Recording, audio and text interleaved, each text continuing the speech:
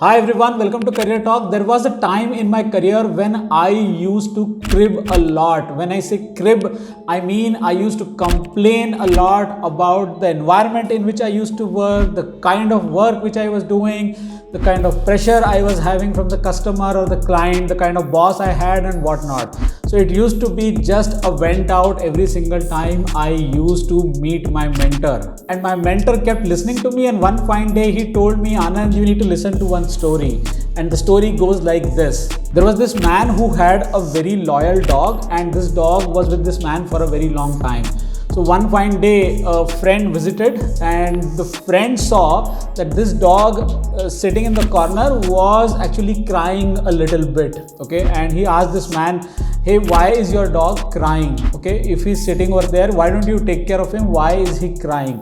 So this man replied, the dog is crying because the place where he's sitting actually has a nail. So he's sitting on that nail, and that nail is kind of troubling him. So that's why he's crying a little bit. And he'll be fine after some time, don't worry. And he will adjust and settle down, don't worry about him, he'll be fine. So his friend was like surprised. He said, what do you mean? If he's getting troubled by that nail, why don't you remove the nail yourself? Or why doesn't the dog stand up and sit somewhere else? To which the man replies, which is very interesting.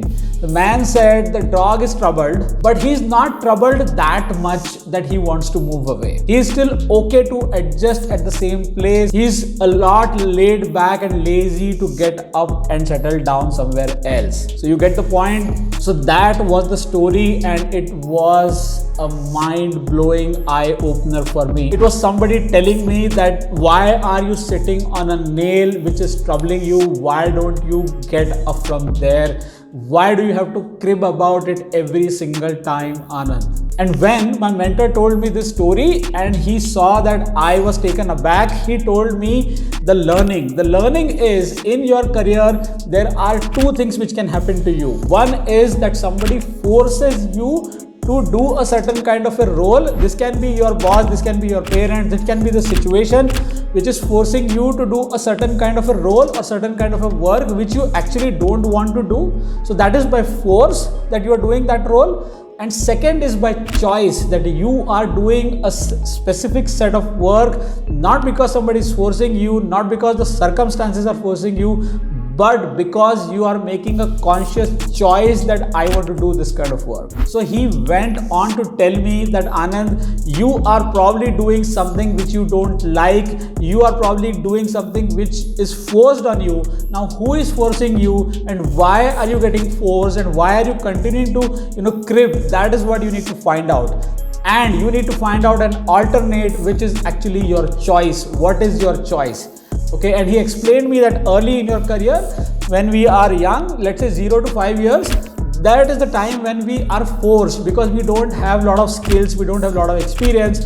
So the company or the managers or the ecosystem forces us to do certain things. But as we grow in our career, 3 or 4 years, 5 years down the line, we acquire skill, we acquire expertise, we acquire experiences, and then we are able to make decisions. And that is the time we need to make conscious calls of what we want to work for, what kind of work we want to do, and then make those choices and make those career moves accordingly.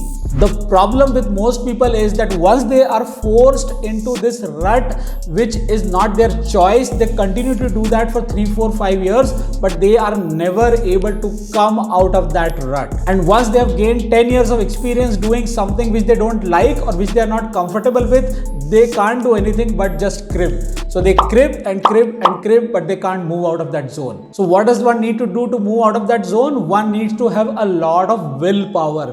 One needs to have very conscious understanding of what is working for them, what is not working for them, acquire new skills, take new risks, have a lot of willpower, reskill, upskill, and then break out of that rut which you are into. So that, my friends, is the message for all of you in this video today.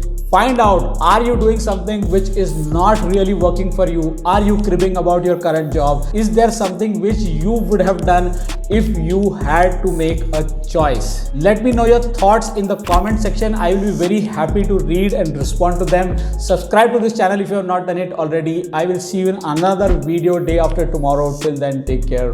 Bye for now.